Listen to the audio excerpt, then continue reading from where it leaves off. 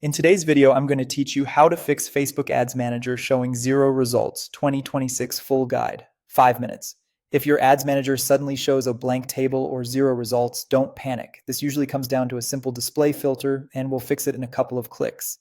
First, open your browser and search for Facebook Ads Manager. Click the official Ads Manager link, then choose Go to Ads Manager. If you're prompted to log in, enter your credentials securely and click Login to continue. Once you're in, you should land on the campaign's dashboard, where performance data appears for campaigns, ad sets, and ads. Here's the key. 0 results often happen because the date range is filtering out your data. At the top of the dashboard, click the date selector. By default, it's often set to yesterday, which can easily hide active results if you launched something today or if data is still populating.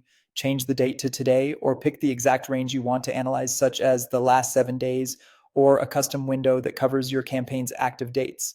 After selecting the range, give the page a moment to refresh and repopulate the table. If you still don't see data, use the search bar at the top of Ads Manager to find attribution. This controls how conversions are counted across time. Click into the attribution setting to open the Select Values dropdown. Choose 7-day click, then Apply. This setting matches the most common reporting window and ensures clicks from the last week are included. Applying it also prompts the dashboard to reload, which often resolves the 0 results view immediately. As the page refreshes, watch for the table to repopulate with impressions, clicks, spend, and conversions. The combination of a correct date range and a compatible attribution window is typically all you need to clear up the issue. If your data appears, you're done.